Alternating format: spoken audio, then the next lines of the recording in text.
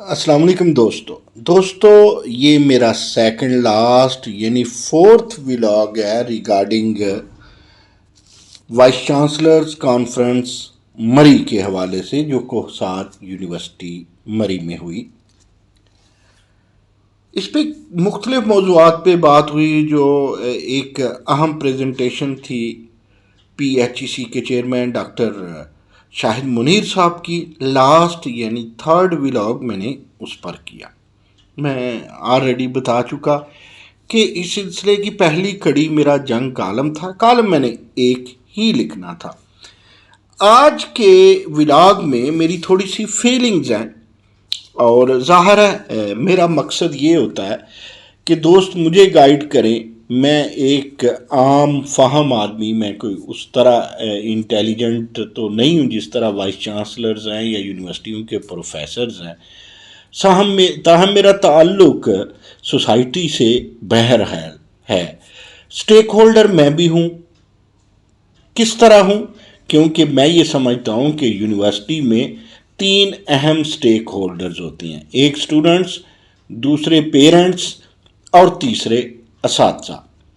تو اب آپ مجھے پیرنٹس کے کھاتے میں ڈالیے یا ڈالیے ایک طالب علم کے کھاتے میں، چونکہ وہ تعلیم بالغاہ تو ہیں نہیں ہماری یونیورسٹی۔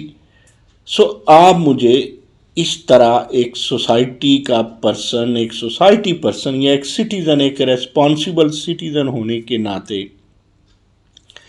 آذراہ کرم اگر مجھے آپ سٹیک ہولڈر کے طور پہ لے لیں تو آپ کی عنایت ہوگی۔ سوال میں نے جو آج اٹھانا ہے وہ یہ ہے کہ اس پنجاب کے، یعنی اگر آل لگا لینے دیں مجھے، تو آل پنجاب وائس چانسلرز کانفرنس میں مجھے ٹیکنوکریٹس ملے، مجھے لیڈرشپ ملی، لیکن مجھے گورنمنٹ نظر نہیں آئی۔ اس کا بڑا خوبصورت جواب یہ ہے کہ وہاں گورنمنٹ کا کام کیا تھا؟ وہاں تو لیڈرشپ کا کام تھا، اور لیڈرشپ نے وہ راہیں تلاش کرنی تھی جس میں ہائر ایجوکیشن کے ٹرینڈز کو ہم نے فیوچر میں آگے لے کر کے چلنا تھا۔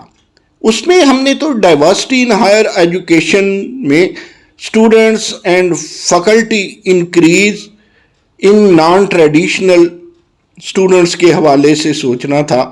پھر یقیناً لیڈرشپ نے مینٹل ہیلتھ اویئرنیس اور embracing artificial intelligence for learning, اس کے علاوہ online learning is more prevalent کے حوالے سے چیزوں کو مد نظر رکھنا تھا، اور وہ انہوں نے رکھا۔ پھر ورچوئل ریالٹی فار ایجوکیشن کا جو فوکس ہے، اور اس سے جو more focus on closing the skills gap, یہ اہم بات تھی۔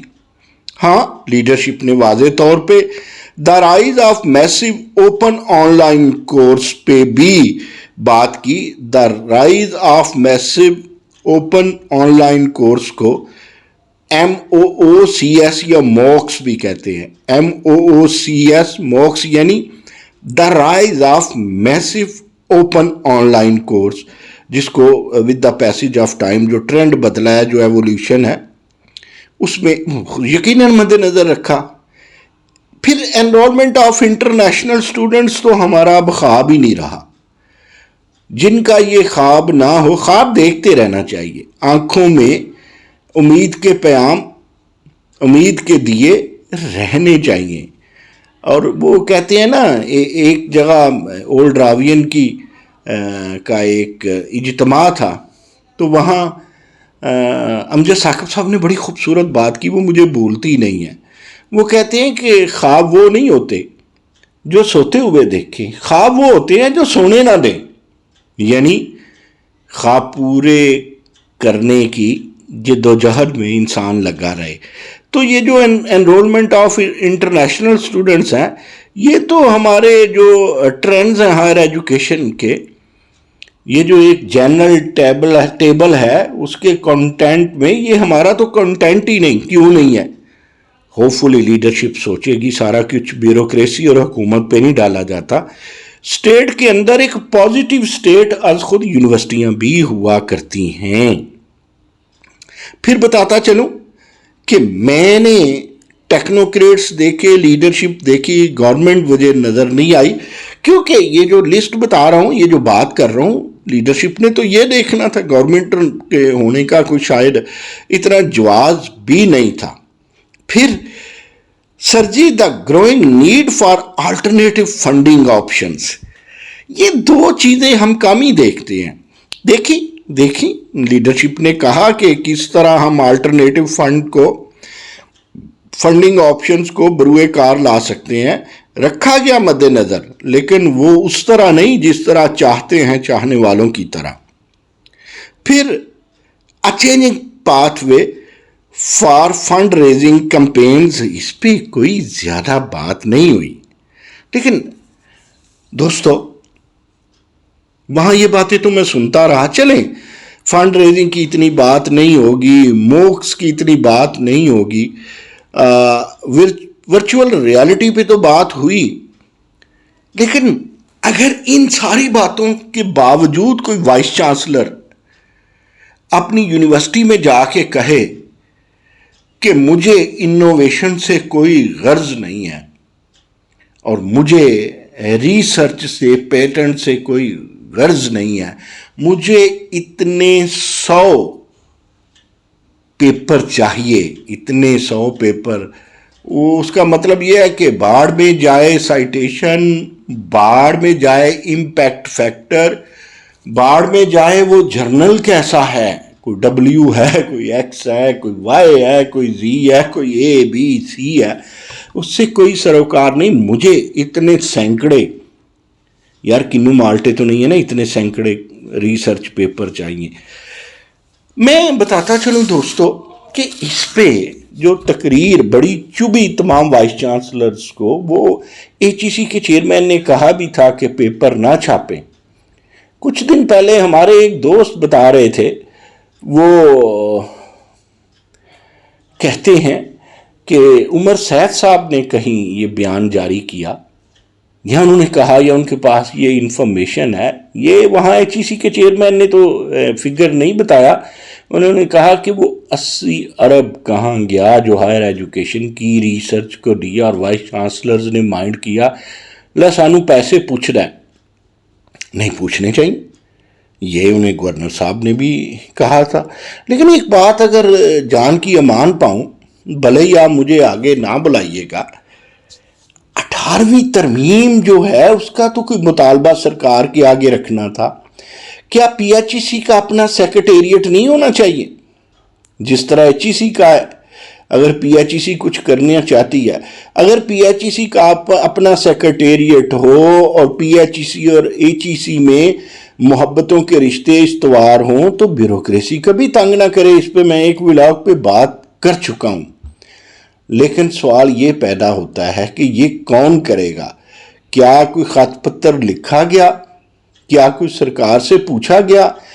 अगर नहीं पूछा गया तो ये अफसोसनाक अमर है।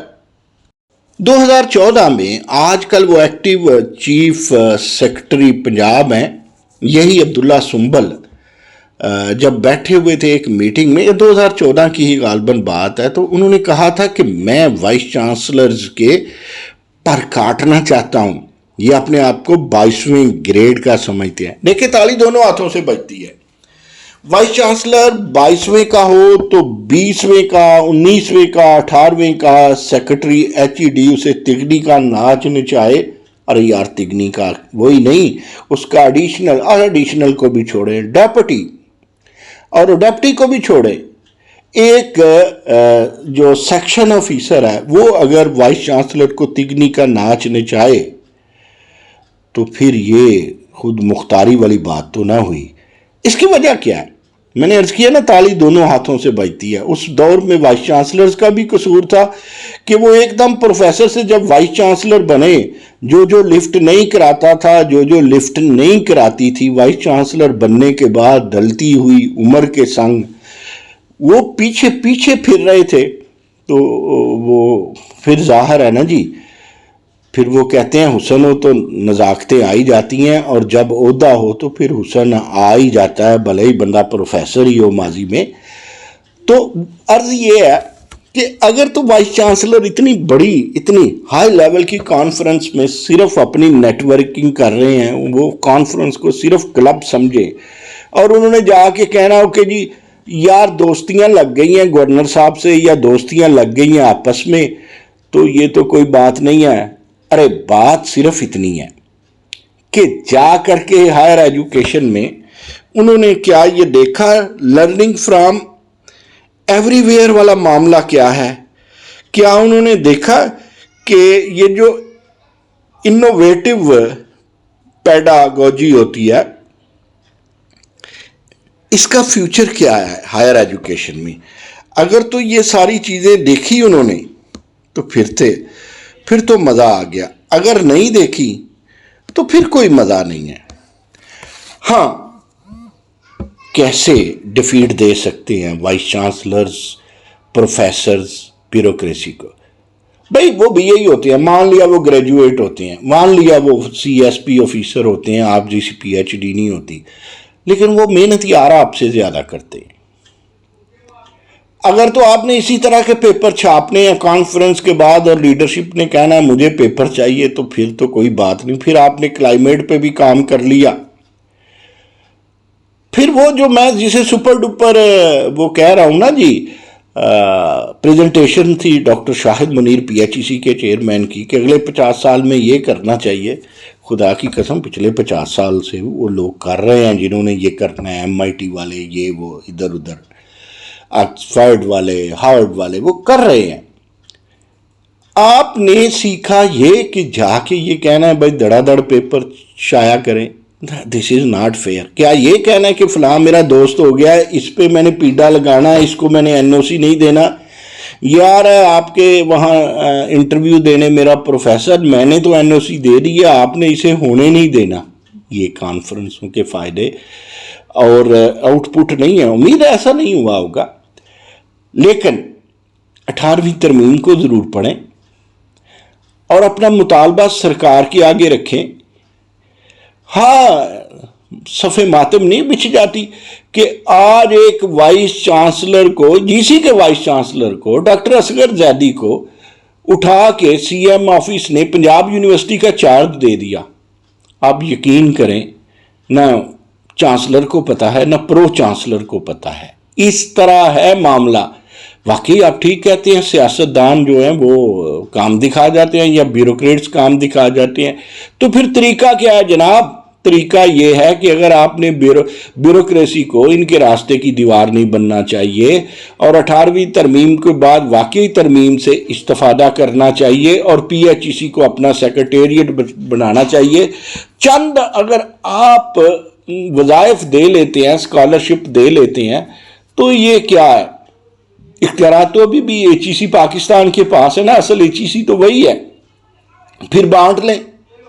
پرائیویٹ سیکٹر کس طرح چلانا ہے، کالجز کس طرح چلانے ہیں؟ جب کالجز نہیں چلیں گے، یونیورسٹیاں نہیں چلیں گی، ایک بات مجھے بتائیے، بڑی یونیورسٹیوں کو